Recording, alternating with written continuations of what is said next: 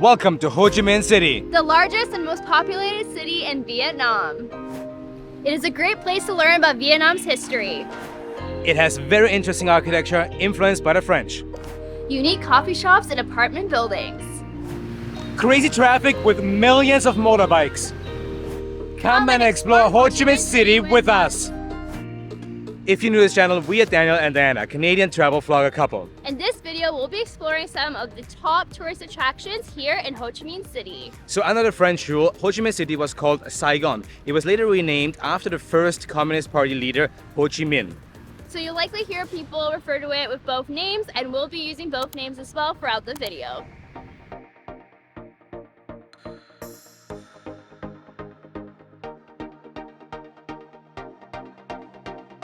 You probably know by now that we always start off with coffee. And this coffee shop that we are going to right now is really unique because it's also a tourist attraction.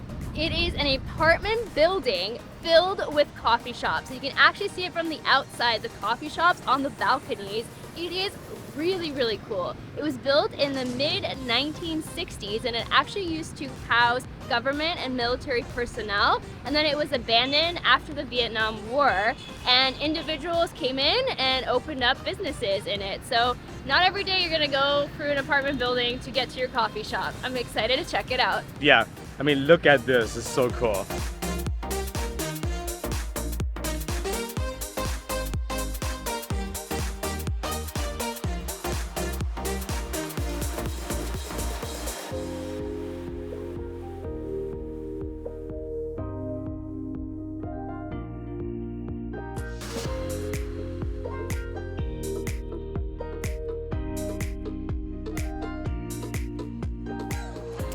So, do you think that they have an apartment available for me here? Because I really want to move in here. This is your dream. This is my dream, and also probably not really good for my health because I'm already drinking too much coffee anyway. But anyway, this is really cool. There's so many cute cafes in this building.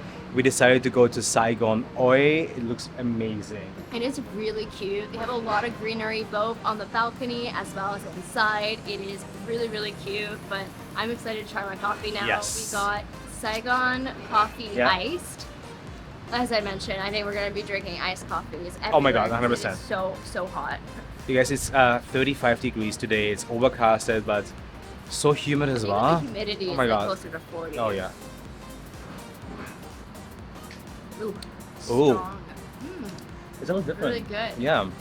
I like how most of the coffees here have a really chocolatey kind of note. Yeah. It's really good, honestly. It's very strong, but I love the chocolatey undertone. It's really good. Yeah, talking about the strength of the coffee, actually, let me tell you a little bit about it.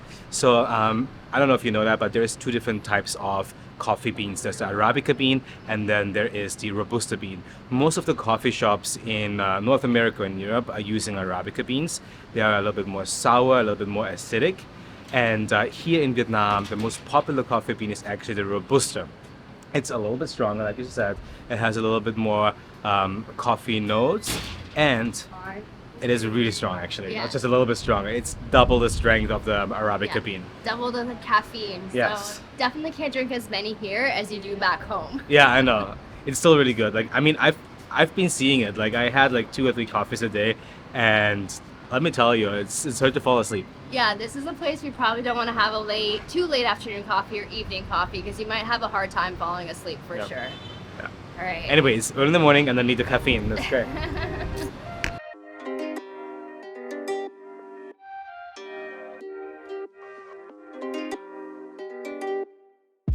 We really like that most of the sites here in Ho Chi Minh City are super close by.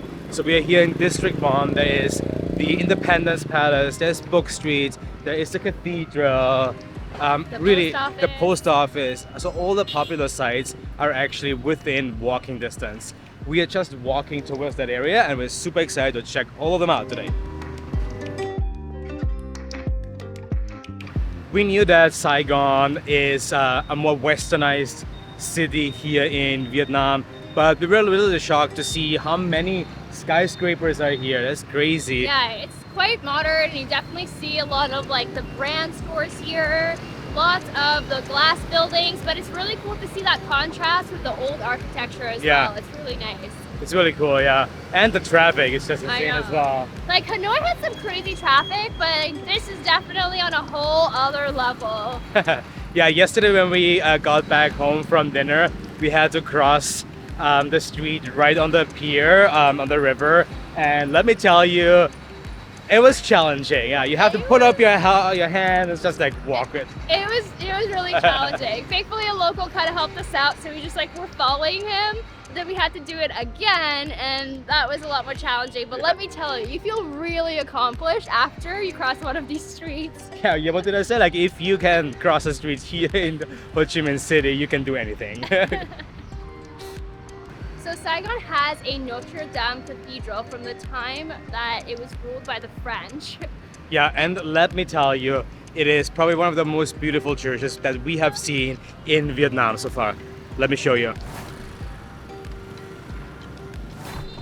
Just kidding, it is under renovation. Yeah, unfortunately we can't see it in its full beauty because they're restoring it right now. Yeah, so apparently the renovation process started in 2017 and it is set to be finished in 2023. So when you're here, you probably will be able to enjoy it in its full beauty. Yeah, I feel like we just missed it. It pretty much looks like it's done, so I think they just have to take everything out, but we just missed it, so hopefully you see it in its full beauty. Yeah, luckily there are so many sites here in this area, so let's keep on moving.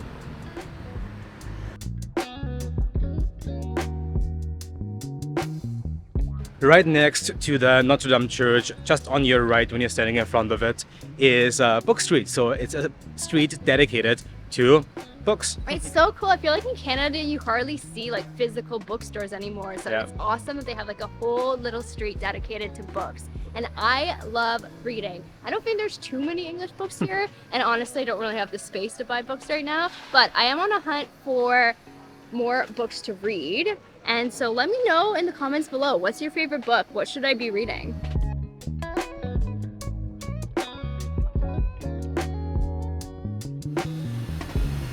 I think this is a really good place to get postcards because they're really unique. They're like a cloth material. I've never seen anything like it. It looks really cool.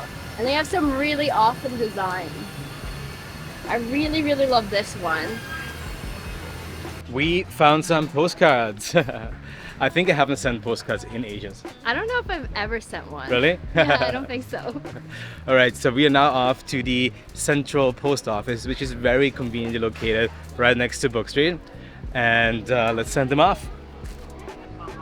Constructed in 1886 to 1891, the Central Post Office is a classic Gothic, Renaissance and French colonial designed building. Well, some mistakenly credit Gustave Eiffel, the person who created the Eiffel Tower. It was actually created by French architect Alfred Fulho. I think I'm pronouncing that correctly. And it is an absolutely stunning building in a nice yellow, really cool clock on it. So let's check it out, right? This is definitely an iconic place in the city. Yeah.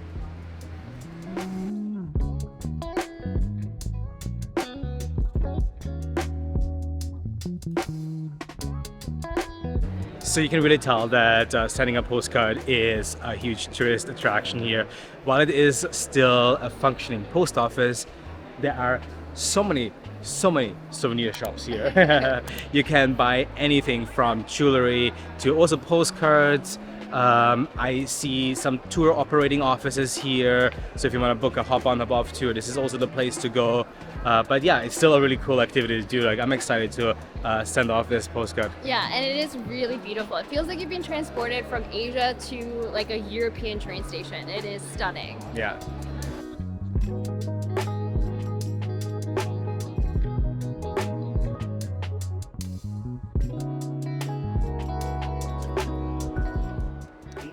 Postcards are being sent off. Now let's go and grab some lunch. I'm hungry.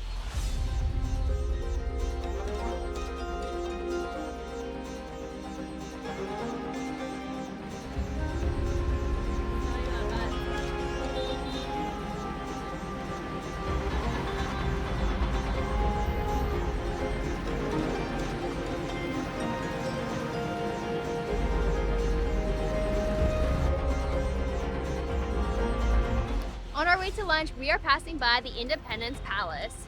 So the Independence Palace is a very significant building here in Saigon because on April 30th, 1975, the North Vietnamese tanks crushed down the walls, the gates behind us here, which signified the fall of the Republic and the end of the Vietnam War.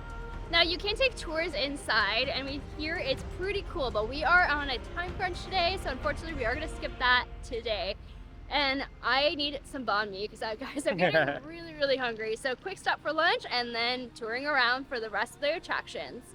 Yeah, we're gonna do a museum today, later today. We're gonna do the War Museum, which we've heard is really historical and an important thing to do when you're here. I'm really excited about that one. Yeah, we want to make sure we have enough time for that and that we're not rushing. So that is a big thing on our list for today.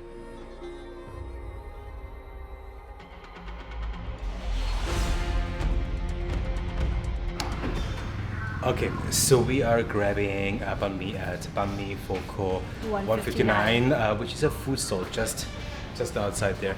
And I'm very happy that they have access to this little, I think it's like a visa service office, a ticket office or something like that, because it is so hot outside and it is amazingly cool and air conditioned in here. Very happy. Yeah, it's nice to get a break from the heat. humidity, hotness. I can. You have a hard time speak. talking. I'm hungry and I'm hot, so I can't speak right now. I'm excited about banh mi.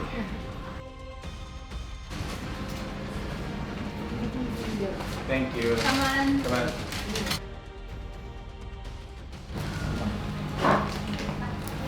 This is a really good banh mi. Look at this.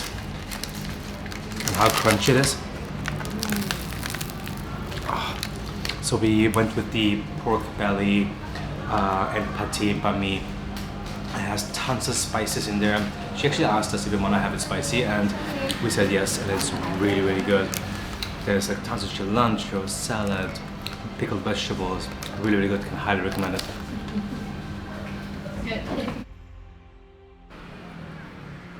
This was fantastic. Probably one of the best banh mi's, right? It was so good. Oh, so the crispy. pork, amazing. Delicious. Let's try to cross the street here. Always makes me so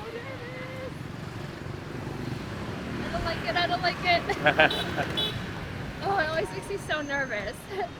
Anyways, next up we're going to Dinh Church, which is unlike any church you'll ever see, and you'll see why. It's really cool.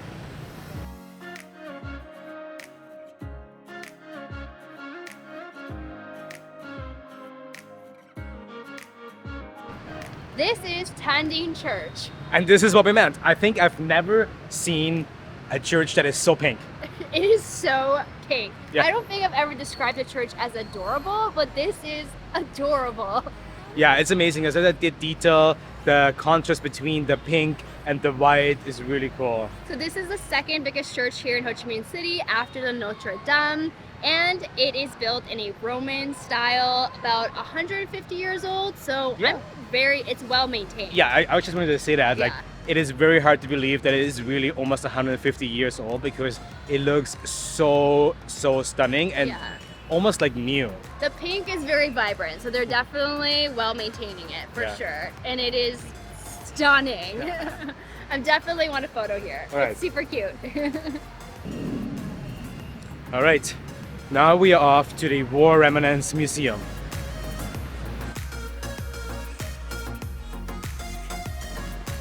We can't get over it. There's so many motorbikes here. It's insane. It is crazy. We actually learned that here in Vietnam, it is the second largest motorcycle ownership in the world, just after Taiwan. It is crazy. And they have 25 motorbikes for every car. I mean, there are a lot of motorbikes in the city. And I also see a lot of cars, so like that means that there are like millions of motorbikes. Yeah, the traffic is crazy.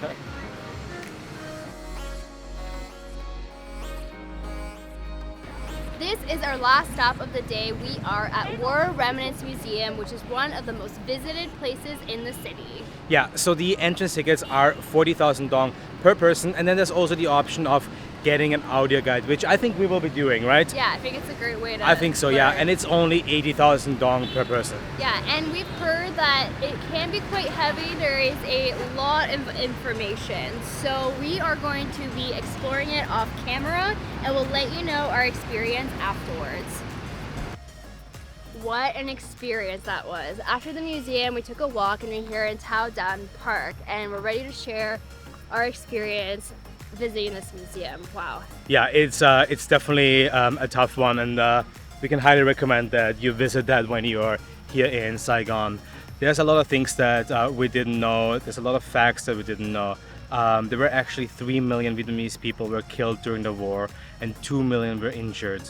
I think 3 times the amount of bombs were dropped during the Vietnam War than the World War II, and they also spent 2 times the amount of money, which is crazy. It is crazy and really long-term impacts, but I think a lot of people don't know about. And a really dark part of this war is that the US dropped 80 million liters of chemical toxins, including Agent Orange dioxin, which is incredibly harmful for both humans as well as nature. And what's really crazy is the long-term impacts of this. Those that were exposed had impacts in their family for 4 generations. It caused cancer, paralysis, birth defects. I mean, it's a lot, and you see a lot of the stories of the different victims, which is really sad, but also eye-opening. Yeah. It is very heavy, so be prepared to come out shaken up. But I think it's incredibly important to come and visit. This is a must visit. Yes, absolutely.